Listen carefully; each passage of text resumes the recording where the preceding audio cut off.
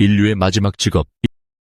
인류의 마지막 직업 소설은 인공지능이 인간의 모든 노동을 대체한 2051년 서울을 배경으로 소외된 인간의 고독과 존재 가치를 탐구합니다. 주인공 윤재혁은 고도의 기술 발전으로 직업을 잃은 채 기본소득에 의존하며 살아가지만 타인에게 필요한 존재가 되고 싶어 끊임없이 구직을 시도합니다. 그는 결국 노인들의 생애사를 경청하는 인간 참여 프로젝트를 통해 로봇은 흉내낼 수 없는 인간만의 고유한 공감 능력을 발견합니다. 작품은 효율성이 지배하는 세상에서 서로의 아픔에 함께 흔들리는 마음이 인간을 정의하는 마지막 영역임을 시사합니다. 기술이 풍요를 가져온 시대에도 결코 대체될 수 없는 인간적 유대의 소중함을 깊이 있게 그려냅니다. 일이 사라진 세상 상상해 보신 적 있나요? 단순히 먹고 살 길이 막막한 걸 넘어서요. 일이라는 게 더 이상 나를 증명해 주지도 내 삶의 의미가 되지도 못하는 그런 세상 말이에요. 오늘은 바로 그런 미래를 그린 한 단편소설을 가지고 왔습니다. AI 시대에 우리는 과연 무엇으로 살아가야 할까요? 그 답을 함께 찾아가 보시죠. 자, 이야기 속으로 한번 들어가 볼까요? 배경은 지금으로부터 멀지 않은 미래, 2051년의 서울입니다. 겉으로 보기엔 모든 게 풍족하고 완벽해 보이죠? 그런데 그 속을 살아가는 사람들의 마음은 어땠을까요? 소설은 이 화려함 뒤에 숨겨진 어떤 깊은 공허함에서부터 시작됩니다. 이야기의 주인공은 윤재혁이라는 사람입니다.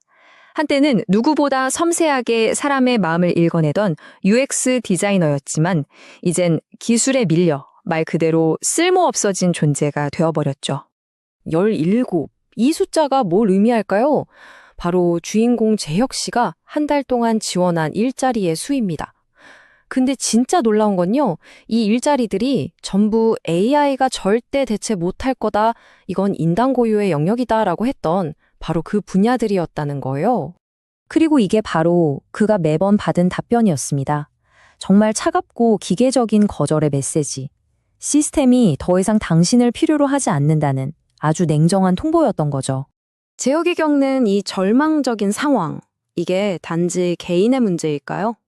소설은 아니라고 말합니다. 그리고 이 시대를 존재 잉여의 시대라는 좀 서늘하게 들리는 철학적인 용어로 정의하면서 그 본질을 파고들기 시작해요. 존재 잉여라. 그러니까 이런 거죠. 인류 역사상 처음으로 생산활동에서 해방된 거예요. 음식, 집, 의료, 기본적인 건 다 해결이 됐습니다. 그런데 역설적이게도 바로 그 때문에 인간은 더 이상 필요한 존재가 아니게 되어버린 겁니다. 바로 이 지점에서 소설이 우리에게 던지는 아주 핵심적인 질문이 나옵니다. 이 상황, 과연 고된 노동으로부터의 해방일까요? 아니면 더 이상 쓸모 없어져서 시스템으로부터 그냥 버려진 걸까요? 평생을 일로서 자신을 증명해온 아버지 세대한테는 이 새로운 현실이 너무나 낯설고 이해하기 힘든 거죠. 그럼에도 불구하고 재혁과 주변 사람들의 대화를 통해서 이야기는 희망을 찾아 나서기 시작합니다. AI가 결코 흉내낼 수 없는 인간만의 차이점은 과연 무엇일까요? 커뮤니티 센터에서 만난 한 할머니의 이 한마디가 핵심을 꿰뚫었습니다. 그냥 데이터에 기반해서 힘드셨겠네요 라고 말해주는 것과 내 앞에서 같이 슬픈 표정을 지어주는 것, 이 둘의 차이가 느껴지시나요? 그렇다면 인간의 고유성이 가장 빛날 거라고 믿었던 예술의 영역은 어떨까요?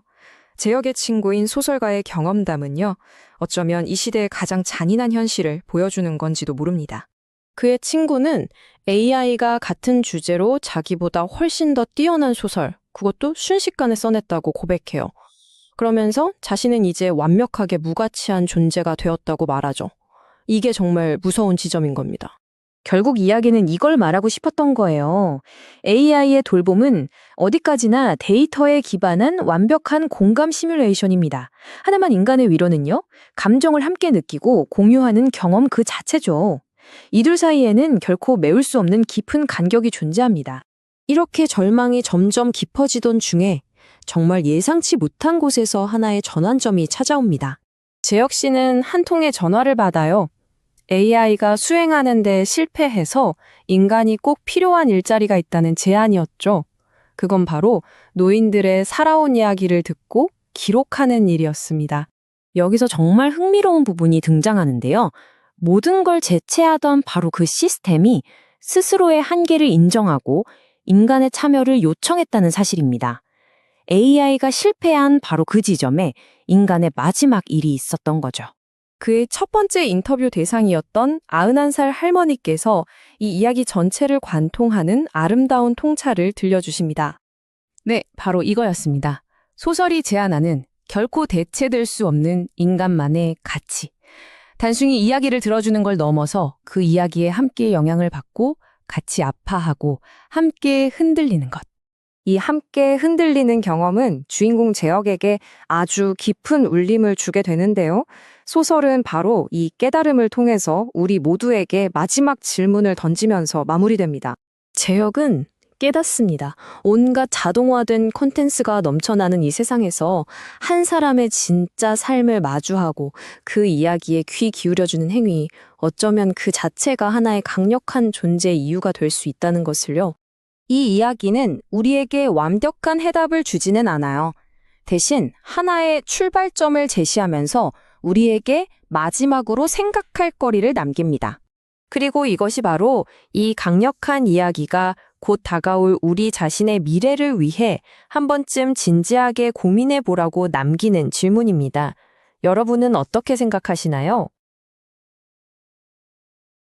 연금과 복지제도에 기대어 살아가는 노인들은 공포영화에 벌벌 떠는 암울한 신세일 수밖에 없는데 이제 모든 사람이 직업을 잃고 기본소득 복지제도에 기대어 살게 될 것 같다. 공평한 세상이 오고 있다. 그런데 세대 간 격차도 없고 일할 필요도 없고 놀고 먹는 AI 시대는 어떤 세상일까?